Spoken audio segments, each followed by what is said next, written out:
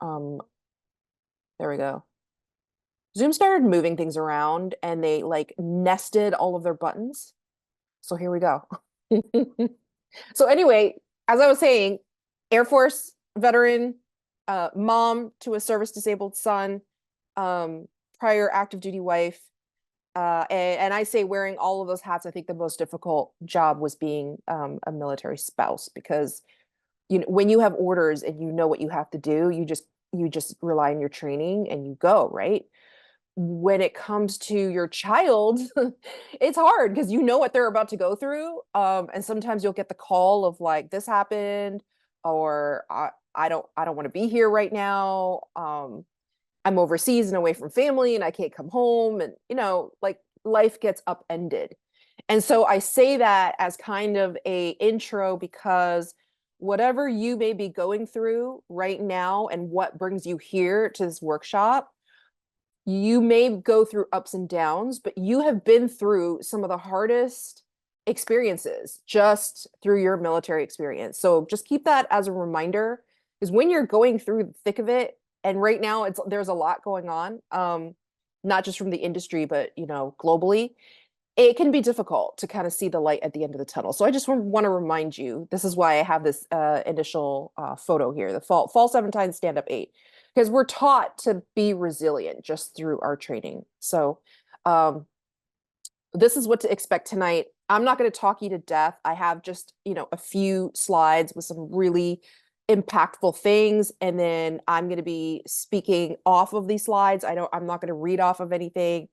But the goal is I'm going to leave a lot of time at the end for you to ask questions. If you don't feel comfortable getting off mute, you can ask in the chat. And then Jovina or Christelle will help kind of remind me who hasn't been able to be answered yet. Um, we're going to go through a little bit of like what's happened in the last few years, like other than pandemic, what the heck is going on with the tech industry, right? What can we expect? And why are we hearing about mass layoffs everywhere? And if you're in the service still or getting ready to get out, or you're newly transitioned and you're still waiting for your first tech job, we'll talk a little bit about that. We'll talk about the reasons behind the tech layoffs and what's going on. And then here's where I want to put like the power back in your court. I want you to reframe your job search instead of just like, I'm going to cold apply, ones, two, three, four, like 100, right? And meanwhile, you might only get like one interview out of those 100. You might be applying to thousands and not hearing back. And that over time chips away at your morale day in and day out, right?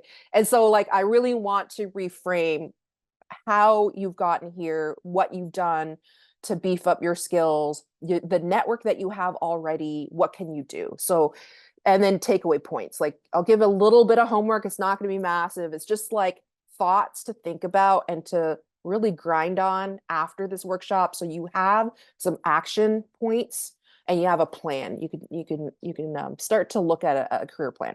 And then I'm going to leave some room for Q&A. So any questions so far? Feel free to interrupt me if I say something and you're like, oh, that reminds me of a question. All right, cool. So I'm going to give you a little bit of background about me. So I've been working in tech for a long time, right? Like I exited my first startup after almost 10 years in the fall of 2022. I was getting ready to launch my second startup, which I'm currently doing. My elderly mother gets diagnosed with invasive breast cancer. My dad gets diagnosed with macular degeneration. He's losing his eyesight. So suddenly they both move in with me. It's still kind of COVID recovery. I am like, awesome. One good thing happened. The second thing is about to happen, right? And I'm working for actually a friend of mine, of another veteran that I know who brought me into his acquired startup. He got acquired into like a larger health tech startup.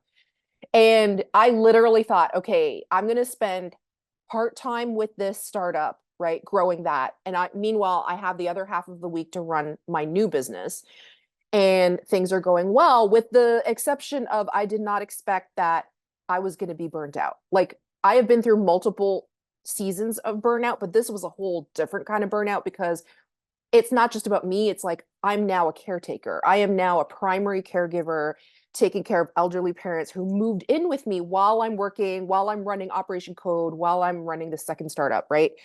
and there just aren't enough hours in the day, or is there enough fuel in my tank to get everything done? But in all of that, I brought on two major healthcare, like two of the United States' biggest health insurance providers with my friend's company, with the health tech startup. And they were like, "Oh, I'm really sorry, your mom's sick, and like, feel free to, flex your hours. I'm fully remote, right? I go back to the headquarters maybe once every quarter, and I meet with clients on site. I do a lot of like the user interviews and a lot of the design thinking sessions in person, which is super helpful.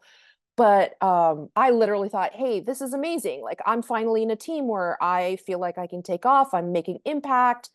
I'm running up code. Like, we're doing all these amazing things. We're helping people, expanding our scholarships.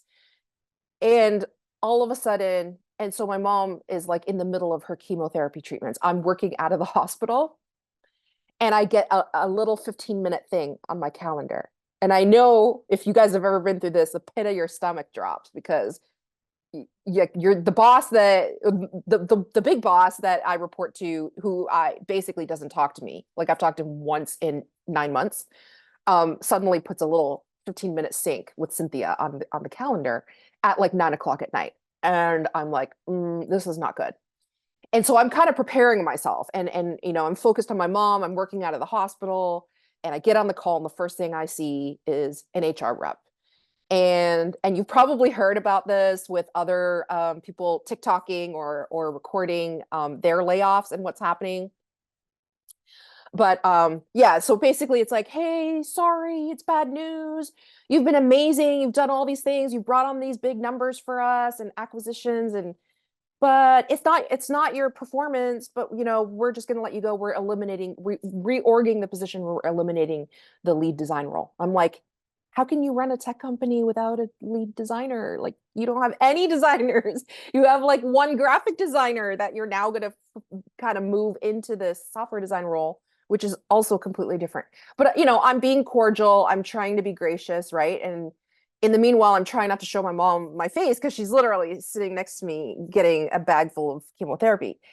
And my answer is there anything that I could do to change your mind, right? And I hope that my work here was as impactful as I thought it would be. And they were like very like checking all the legal boxes. Like, you've done everything you possibly can. It's not about your performance, so we're offering you 2 weeks of severance.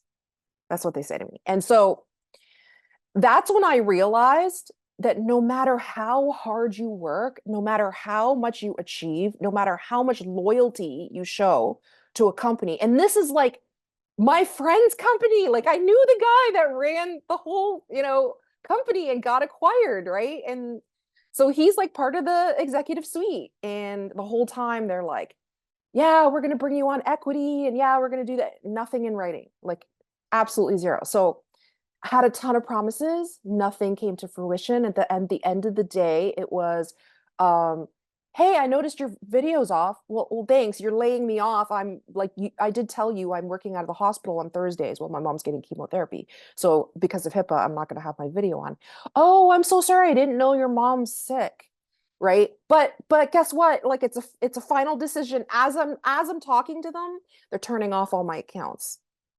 And so that's why I wanted to do this workshop, because my story is not the only one. This is one of hundreds, thousands of stories I've heard in the last 2 years of people reaching out to me, whether they're part of Operation Code or not, whether they're prior military or not, saying, I've worked with them, I've collaborated with them, I've done partnerships with them, whether, it's Operation Code or like civilian.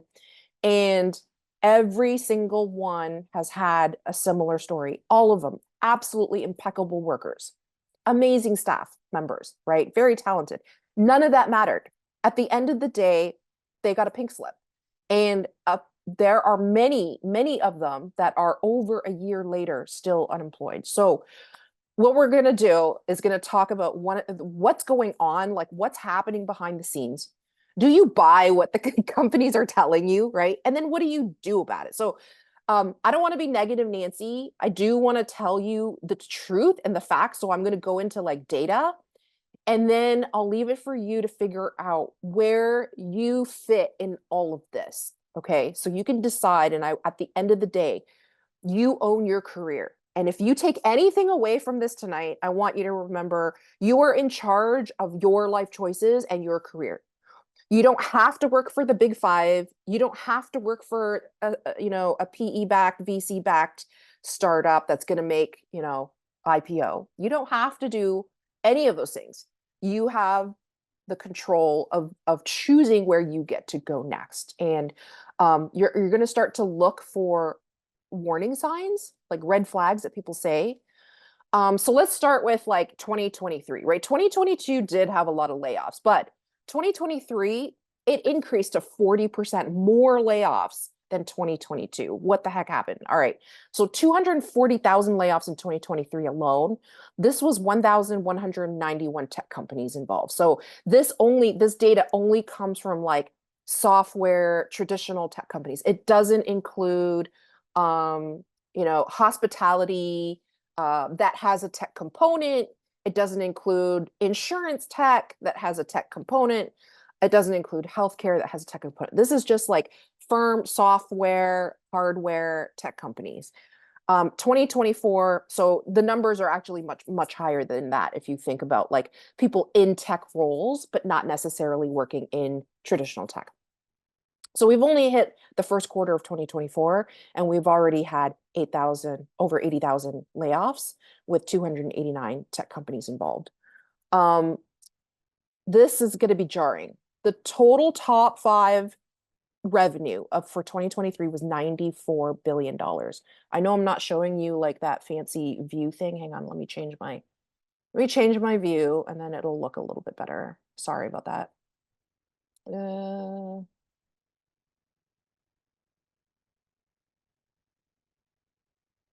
Slideshow. All right. And this is data from layoffs.fyi. You can take a look for yourself. And there's also a website called altindex.com. And then we're going to talk about the revenue. So a lot of the excuses that are coming out of tech are like, well, economic, we're having a recession, right? Which is not necessarily untrue. But if you look at the tech companies themselves, the big five, how much did they make? So these are a 12% increase from the previous fiscal year, right? So in 2022 to 2023, Amazon made $574.7 billion. Okay, they increased 12% in revenue. Microsoft had a 7% increase in revenue. Apple came in at number 3. They actually dipped down 3% from 2022, but 2022 was a skyrocket. If you look at 2021 fiscal year reports compared to 2023, 2022, 2022 skyrocketed, and then it literally just did a tiny little dip, right? So they did lose 3%, which affected their overall stock prices per share. But they made $96.99 billion. Okay. Alphabet, your Google parent, also increased by 12% in 1 year. Meta increased by 16% in 1 year. So even with like ethical concerns, AI coming into the mix, right? Like all of these companies launched, I think, VR, products. AI was on every single platform you could think of, and people were concerned like, hey, does AI take away my job? So we'll get into that in a little bit, but overall, the major tech companies did see an increase. Are there questions for me or no? Oh, just comments. Okay. Yeah, There awesome. there was a question, but I'm not sure if there's like a different time for this, but for veterans, should we be applying for government jobs if our security clearances are already inactive? Let's go over that in the Q&A. Okay. I'm not going to tell you what I think you should do. I think you have choices, right? So if you have a security clearance that's no longer active, it depends if it's lapsed or inactive. Because if it's lapsed, I think it's 2 years where it goes into a lapsed phase, and then you can still actually go and work and get a contingent based on that lapse phase. But if it's gone completely inactive, then you need to be re-adjudicated. It's a little bit of a longer process, but you do have choices. Like you can if you want to. Contractor land is a completely different culture for those of you who have worked contractor. I'm gonna bite my tongue. I'm gonna be nice. I'm sorry. I do not have a good poker face. So if you ask me a question, I will give you the truth. But um it's tough times. Like if you feel like, hey, I need whatever it takes, right? I need whatever I need to do in tech, go for it. Go for it and just see what happens. Just see which doors open. But if you were to be given a choice and it's a non-traditional tech company. It could be a startup that gives you an offer. It could be a paid apprenticeship with a bigger company, with a more well-known company. Like there are options in front of you. You just need to like logically make a list. Like I know it sounds silly, but really make a spreadsheet. Literally write the pros and cons for each door opening, right? Each option, and say like, what are the short-term benefits? What are the long-term benefits? What are your career growth options? What is the base salary? What is the benefits like? Is there growth? So I'll go into that in the Q&A, but let's just get through some of this content, and feel free to continue to post your questions and we'll get to it. So at times you kind of feel like you're rolling the dice, right? You get these recruiters that come after you and then you never hear from them. Or, you apply for a role, you interview, you kind of make it to like the final selection, and then they send you oh, I'm sorry, we loved you, you were amazing, we're going to keep your resume on file, but we went with somebody else, right? But then there's the other option of, wait a second, I saw this job before, but it just keeps getting reposted over and over. What's going on there? So there are things going on that you need to know about. And I'm not just going to say good luck. Like I am going to help you have very tangible tools to walk away with. So what are the reasons for the layoffs? When you look at the numbers of the layoffs with the revenue, it doesn't make sense, right? So social contagion is a big thing. So if you're hearing like somebody using the words, your boss is saying we're about to reorg, that is a warning sign. Those are red flags. We are making your role obsolete. Okay, those are also warning signs. So when there's a mass layoff, several states, depending on what state you're in, every state has to follow Department of Labor laws. Okay, but if there's a mass layoff in the military, we call a RIF, right?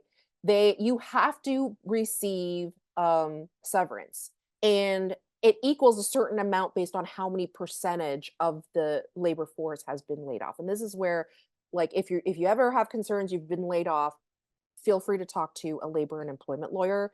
They generally have free consultations, and then you can decide to retain them if you want to. You don't have to, but there's a lot of support that you can have that you can take a look at.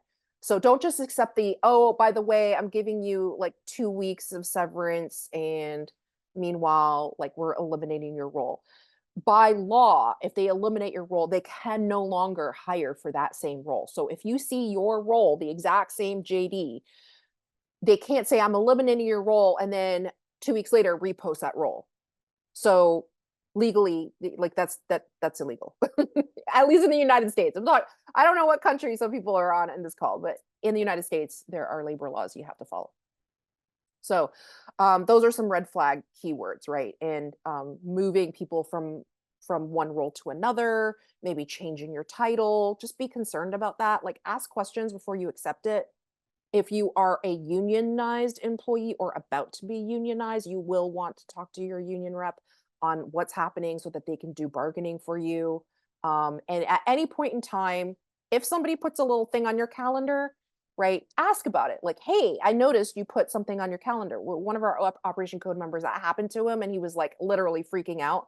And he's like a senior. Like this person's been working in tech for 20 years. And it ended up being like the founder of the company wanted to thank him for his work. And he was like, okay, but I'm letting you know now, when you put a little like 15-minute sync on my calendar and I've never talked to you before, it causes a lot of mass anxiety. And the guy was like apologetic. So in very rare instances that can happen, but just be prepared and make sure that you're not like, just minimize your response and make sure you're documenting what's happening to you so that if you feel like it's an unjustified layoff, that you can actually take action for it. So Second reason is inflation. So we all know that everything went up, right? Cost of living went up, groceries, everything went up. So it's caused consumers to spend less, to be a little more cautious. That ties into the Federal Reserve rate. So that a little bit number four here, higher interest rates. So a lot of the um, businesses that are taking out business loans or private equity, we'll talk about private equity and VC for a moment. A lot of startups in 2021 literally were getting like free money. Like they should not have received some of the funding that they did because a lot of these companies did not have the data to support it. And then all of a sudden you hear about Sam Bankman-Fried, right? Elizabeth Holmes, and a lot of these like Stanford grads, like major royalty that received a ton of money and they were like not supposed to fail, showed they skewed data, they lied about their product research, or they didn't do product research. And so investors started pulling back. And it's like the trust relationship started breaking down, right? And that caused a lot of economic uncertainty. So like larger um, larger startups that were about to hit their series B and C, like latter round of B, C round, were having a hard time locking down funding for that next round. And so we're seeing a lot more funding going to the pre-seed or very early stage, pre-seed or seed stage startups. So those startups are still hiring for tech roles, but then once you kind of get big enough, right, they're starting to slow down until almost IPO. And then everybody jumps on the bandwagon for investment right before IPO. But imagine like all of that revenue. Private equity and VC firms, even angels, are asking for a lot higher interest rates than they used to. So in early 2022, it was maybe 17% to 20%, right? Now they're asking for like 50, 55. Like they want a majority ownership of that company, which means if you have a founder or it is a veteran owned startup or a small startup where they can scale a little more slowly, they can take, you know, a little more careful risks. When you've got all these different stakeholders in the pot, they are going to want to see that 100x in a very short amount of time. So it's no longer like, hey, I want to see that 10x in like a year. They want to see that 100x in 2 years, and they're asking for a lot of equity. And so even though companies are making this revenue, it doesn't translate into the employee. The quickest way for a company to prove to their shareholders, and if you own stocks, you're probably receiving the notices now that it's time to vote, right, for the next fiscal year. And there's decisions. And so like when a founder or a CEO or C-suite is trying to make decisions, their shareholders and their stakeholders can come in and go, we're going to veto that. And if you don't make the numbers that we want, well, bye, we're going to replace you. So it caused, again, it's like about that relationship, right? Are you breaking the trust or are you building trust? And that isn't just with your employees and employers, that also happens with the employers and their stakeholders. And the clients as well. So there's multiple factors in place. Not that it's an excuse, but to help you understand what's going on behind the scenes. SVB collapse and then First National Bank, like all of that really just shook up the trust in people investing. And SVB was mainly for startups. So, you know, they're still up and running now under a new owner, but it shook people up a lot.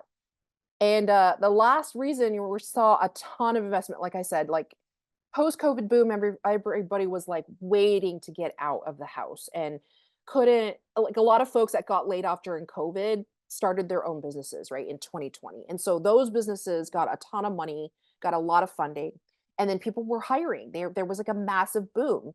But then they realized, hey, I'm not seeing the return in interest and in consumer behavior to justify the product, right? And there was like a ton, even the big five started investing in new lines of service that they really didn't know was either going to make it or break it. And when it didn't bring back the revenue, you know, it took a little longer. That's when the quickest way was to start letting people go, in hopes of saying to their stakeholders, hey, we saved X million amount of dollars by laying X amount of people off. So how does that affect you? Um, there's three things that you're probably going to focus on, and you can like fill in the triangle, right? Because these all like interact with each other. But list down like this is homework for you, but what are your top priorities for yourself? Not just in this next quarter. So let's say for the summer, we're in May, for the rest of the summer until like the end of September. What do you want to achieve? And then what do you want to see happen in the next year? So from September until the end of the year of 2024, what do you want to see in 3 years from now? So in 2027, what do you hope to achieve? And this is just a sketch. We know that like things happen, people get married, people get divorced, they have kids grow up. Like, could be you have a teenager that's going into college, right? Like, I was going through that where I had kids in college and like going through a divorce and getting out of the military and suddenly going, oh shoot, like I need to reframe my priorities. And so think about like the things that you want to do, not just work wise, like there's a professional column, but then like personally, what do you want to achieve? It could be like, I want to spend more time doing fun things with friends, right? Like, and I'll tell you, as a startup founder, when you are so immersed in running an organization and seeing it to fulfillment, that is your baby 24/7. And it is hard. Like, I've had friends go, how come you're like not really hanging out anymore? How come you're too tired by Friday night? Like, and those are choices I made because I had to list my priorities. Like, what do I want to achieve in the next quarter, in the next year, in the next 3 years, and then in the next 10 years, if you want to think that far down the line.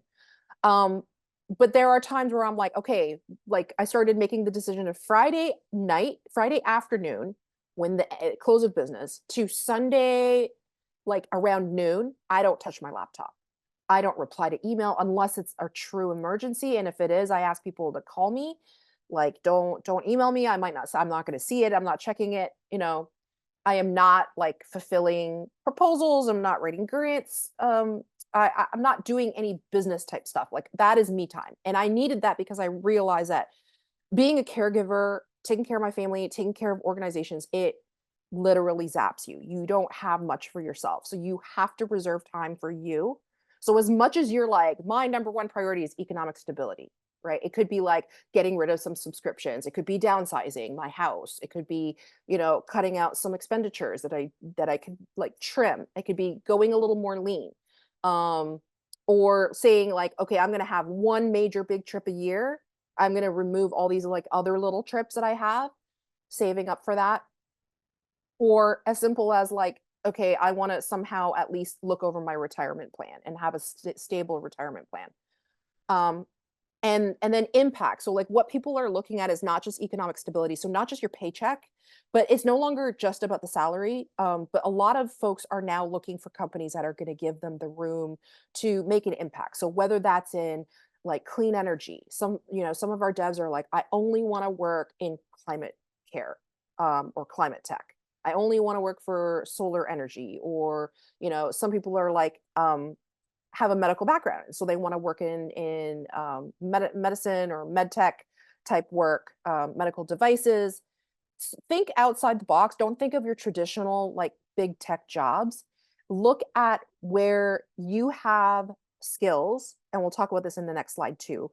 And what are areas of impact? So you're going to write down like, list areas of impact. What do you care about? It could be animals. It could be, the community. I care about my community. I care about like single parents, or like, children that are not receiving educational support.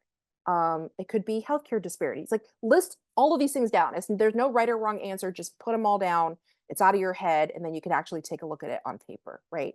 And then that's what you're going to circle your top three impact. What are your top three impacts? And then also for this section, the economic stability section, list your top three pay ranges, not like a number, but like a pay range. So what's your lowest number that you could possibly go? Like, what's the bottom line of like, I could not go lower than that. I have to pay my bills, right? Or what is like a middle ground where you're like, okay, if this company gives me impact and I have growth opportunity and I have independence, or it could be like, I love working fully remote and this company is allowing me to work fully remote, or hybrid, like whatever those things are that are important to you, list them down. And I want you to circle and use a different highlighter for each one of these. So economic could be green, green for money, right? You're going to highlight the top three numbers that you feel like these are my numbers that I absolutely, here's my dream number. Like the top of the pay band, that's your absolute, like, yeah, I won the lottery kind of thing, right? But chances are you're going to want not just for pay, but you're going to look at like, would you want to take a lower salary for more benefits or more equity or RSUs? Um, Make sure you get that in writing if somebody promises you that. Or it could be like, hey, I'm working for this startup and they have very little money, so I know they're not going to be able to offer me the salary, the annual salary that I want, but it's an amazing culture. It's a great team, and they have all of these perks. It could be something like for my startup, I offer daycare benefits, right? So because childcare is super expensive. So like if somebody wants to take parental leave, they're going to get that like 1 year parental leave instead of the 12 weeks that we have to give people. Um, if they wanna, if they have children, like, their childcare is gonna be covered. And if they don't have children, they wanna pay for elder care, that's also included. So, you have to look at, like, all of these benefits and perks and figure out, is this the company that you want to see in your life? Because ultimately, you're the labor force. The power is in your hands. Like, you can say no. The recruiter's gonna be super, like, not hostile, but they're gonna be aggressive. Like, they're gonna wanna make the contract because they get paid, based on your hire. So, and then looking at tech recruiters or talent recruiters that you trust, because not every recruiter is out for your best interest. Some are advertising for, like, non-existent roles.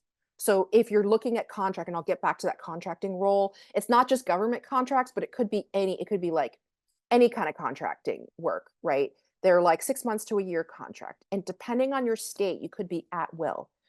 Most contract roles are at will. So if you are looking for that stability, like look at this pyramid, which one of these is more important than the other?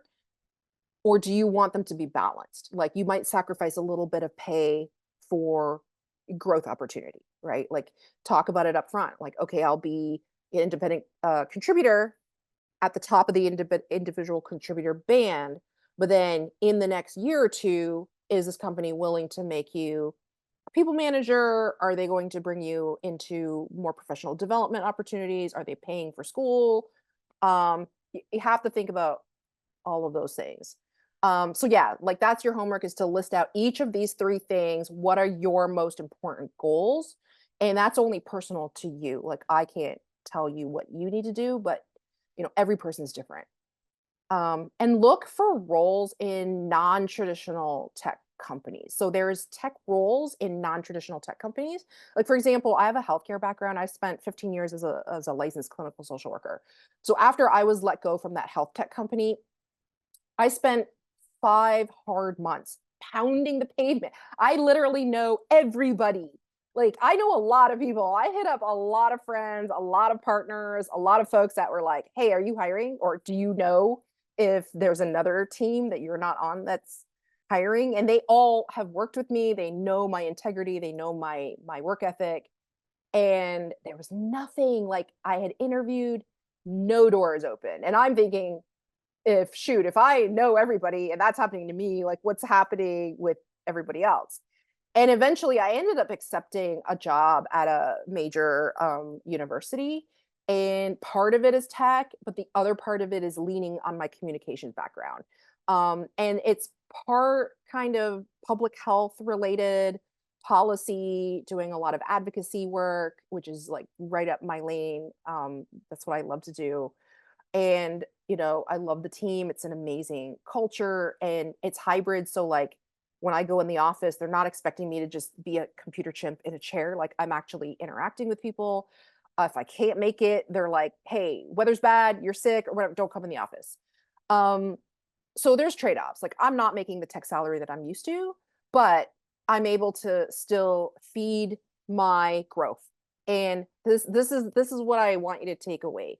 Ultimately, the ball is in your court, right? It'll suck when you get that rejection email, to the point where it's just like, yeah, whatever, delete, next, like, thank you, next. You get used to that. But it just means affirm to yourself with every rejection. It means that you took a chance. You got up, right? You applied. And so they rejected you. Okay, it didn't work out. But don't just like cold apply to things. Take a look at like who who's the like this power dynamic in the first square. who's ultimately in charge? The recruiters need you. The companies need staff. And in every single event when I'm doing guest speaking and I talk about like what I do now and why I'm at Operation Code, I talk about human capital innovation. And like in tech, we always think about product innovation. We're always trying to do the next thing, the next frontier, what's pushing the boundaries, right? Even if it means, hey, we're now creating like algorithms where we haven't fully thought of ethics and we don't know, generative AI, like we don't know the ramifications of that. But it's cool, we're going to do it. Everybody wants it, right?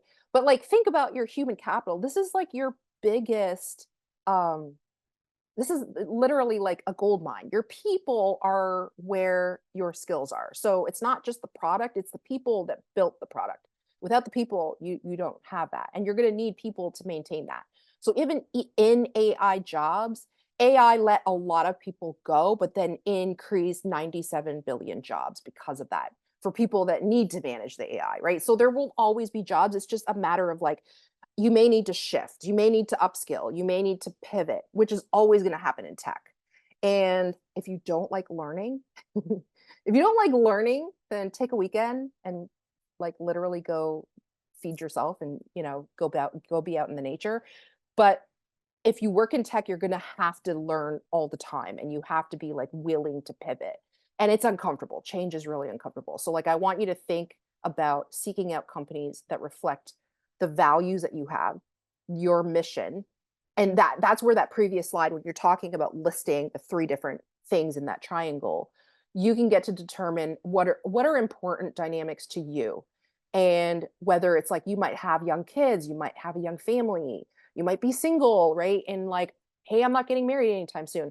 But then you have the ability to list out and strategize. What do you want to do in the next quarter, in the next year, and then in the next 3 years? And don't feel like you're failing if you haven't met those goals. It just means you need to break them down. Like in a sprint, we're going to list down like a weekly, 2 week sprint. What are you going to do in that day? What are you going to do in that week?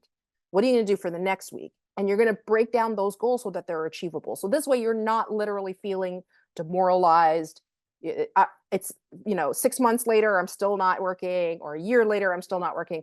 I don't want you to think in terms of those black and white like terms. I'm either hired or not hired, because your value is not based on your income, your title, or whether you're employed. I know that our culture tells you it is. That's not the truth.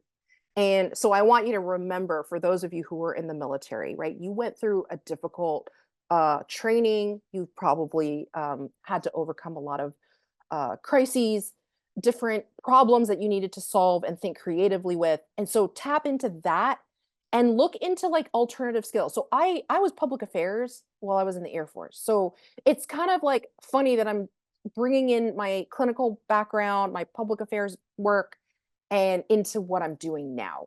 And they needed somebody like me. They didn't realize they needed somebody like me, but there's no way that I could be able to help doing the work I do now if I didn't have those skills. So like take a look at, what did you do in the military?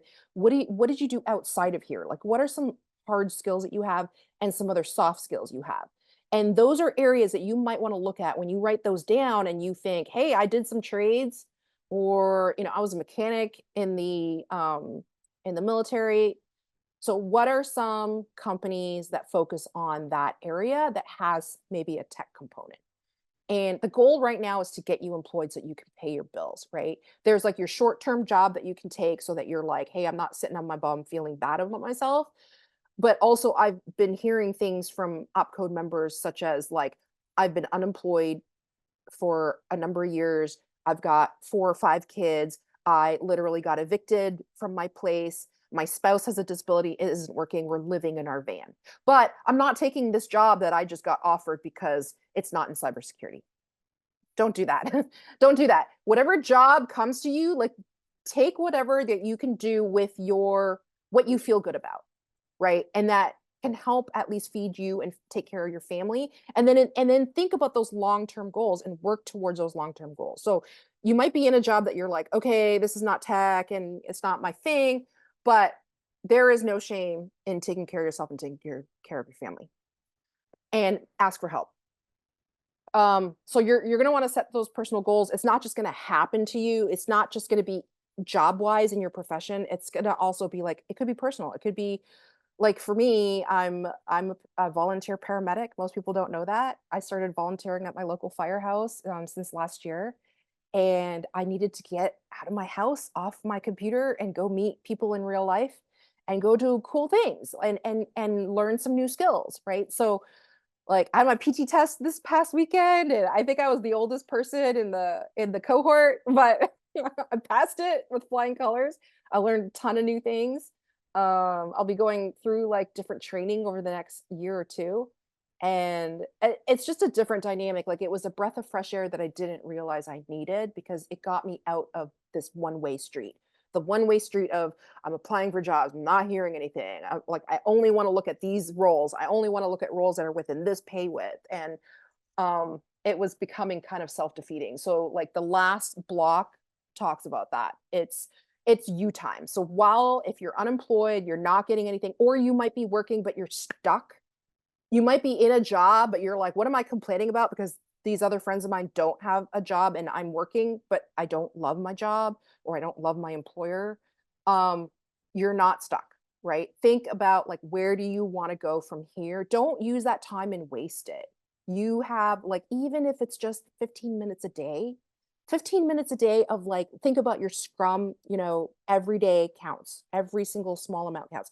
And still, just with working out, like, you get to the point where you're like, I have injuries, I'm gaining weight, I don't want to work out, it hurts, I hate it, I don't like the way I look. And then before you know it, you're like, you've not done anything in 6 months to a year. So you just got to take little tiny steps, that achievable goals. And every time you just do it, like Nike, just do it. At the end of it, you're like, all right, I did it. And that'll reinforce your thinking. This cognitive behavioral analysis here is just reaffirming the areas that you feel are strong to you, and like screen out negative people. It could be your parents going, oh, you're such and such age by now, your brother is doing XYZ, right? Don't, like, screen that out. Love you, mom and dad, but like right now, I that's not helpful. um or friends, like people who care about you are going to have a ton of opinions. It might not be good for you. So you're going to need to, like, say, all right, I might need to edit. It's okay. Friends are for a season. Certain people are for a season. But if it's not helping you and it's negative, or if you're your own worst enemy, if you're being super negative, be firm on yourself and go, all right, I'm going to give myself like an hour to rant about this, and then I'm going to be done with it. And we have a rant channel, by the way. I don't usually go in there for my own mental health, but we do have a rant channel, and we have a mental health channel. So, um, ultimate takeaway is like, be aware of who you are as a person, your own values, where do you want to grow, and literally start setting those goals for you. Even if it's like, it might not be related to your career, but even just taking care of yourself, you are going to see all of that kind of is circular, and it will affect your positive thinking. It will affect your energy into, all right, I feel better about myself. I've overcome even this small little thing. It could be like, I overcame not eating that butter tart sitting in my fridge, which I'm thinking about. The people who know me know. But yeah, it could be like as simple as that, going to the gym, whatever, like meeting up with friends, doing a new volunteer thing, do something different. That is the big thing, is like, don't do the same thing expecting the same results, expecting different results. You got to do something different to get different results. All right, so last slide. I don't have a magic 8 ball. I can't tell you what you need to do in your life, but here's the point where you can either reach out to us for more resources. For those of you who are not in Operation Code, someone will post the link again if you joined late on our website. Please feel free to join us. We offer scholarships for active duty, Guard, Reserve, military members, veterans, and military family members. However, we have these tech talks all the time that are free. We have professional development, we have mentorship that is available, whether you've been in the military or not, regardless of discharge. Okay. And then we do have a case management program. So if you're facing eviction, if you can't find affordable childcare, if you're like, I can't, like all the money I'm getting right now from the VA or where whatever your source of income is going towards your bills, and I can't put food on the table. We're connected on a HIPAA compliant platform called Unitas, also veteran owned, to over, I think, 350 providers in all 50 states. So if you need help, don't wait until you're kicked out and in your van. Like, let us get you to the place where you can get those resources so that you can think a little bit, because you can't think about what your higher needs are if your like basic needs aren't met, you know. um so I'd love to answer some questions, some specific things that you're struggling or going through with your career. Let me know how I can help. Are there any unanswered questions?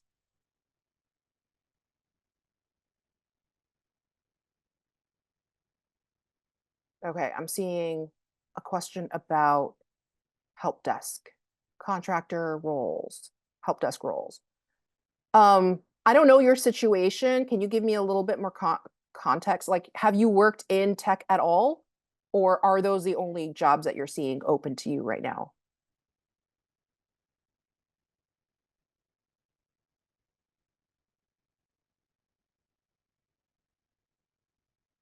I don't know if you want to come off mute. Okay, those are the only jobs that are open to you. Yeah, like help desk is still tech, right? And I think like going back to, even for me, doing something that it's not my pay grade, it is not the like the level of responsibility I'm used to, but hey, the bonus is what I'm doing right now is giving me positive feedback. It is working with a great team of people. I I'm literally like able to spend my energy on my startup and pay my staff first. So like my rule is always to pay your staff first, and then because I'm the founder, I will pay myself last, right? And ultimately we'll get to that point. And we're starting to see like little stages of success. We just got a new client signed on board this week. We're growing on another one that's about to be signed and nailed down. But yeah, a lot of people can go back to help desk, started off in help desk. It is, you'll like, even just working is good for your soul. So I'm not going to say no to that. Unless you're like, it's a firm heart and I don't want to do that because of X reasons, right? You could have multiple reasons, but there's no shame in doing that. And whichever that company is hiring you, like look at some of their professional development programs. Like, are they willing to train you to say, all right, I'm going to do a year help desk, but in the meanwhile, my goal is to be in cybersecurity, right? And they can like plug you in and find you a work mentor where if they actually do care about their staff, they're going to want to grow the staff and retain the staff. So those are other like gold stars, I call them. If you look for a company at the beginning, they might be like, yeah, I'm going to tell you all kinds of things. But once you get in there, do they put their money where their mouth is? Like when they say, oh, I'm going to pay, $6,000 per year for tuition or professional development, are they going to limit it? Like it only has to be in the role you're in now, or no, you have to be with us for X amount of years first. Like, you have a right to ask really direct questions and expect direct answers. So if people kind of wiggle around the answer, they don't really want to tell you, they don't want to sign anything. They're like, "Oh yeah, no, you're part-time for now, but I'll bring you on full-time later and we'll write another contract for equity." Like those are red flags. Hi, Todd. Todd's going to be in our next Tech Talk in June with a bunch of our mentors. It's our Meet Your Mentors panel in June. So if you follow us on Eventbrite, it's on our main national marketing team. It's live already, so you can join or sign up for that. And by the way, I think you mentioned somebody talked about leveling up. We have scholarships. Yay. We have, I think, 5 different platforms now that we use. We just added CompTIA. Udemy, the new contract for Udemy is going to be starting next month. But those are areas, like I said, if you've exhausted your GI Bill, you use vet tech, or you weren't eligible for vet tech because of the lack of funding, there's options for you. Like you can always there's folks that we know that are mentors now that are self-taught. So if you want it bad enough, you will be able to find it. But any other questions before we wrap up? Thank you folks for joining. If you do have questions that I didn't answer or I didn't get to, please email us at staff@operationcode.org. Or if you're on our Slack, feel free to reach out to myself, Christelle, Jovina, and Todd. Have a great night, everybody. Thank you. Bye. Bye.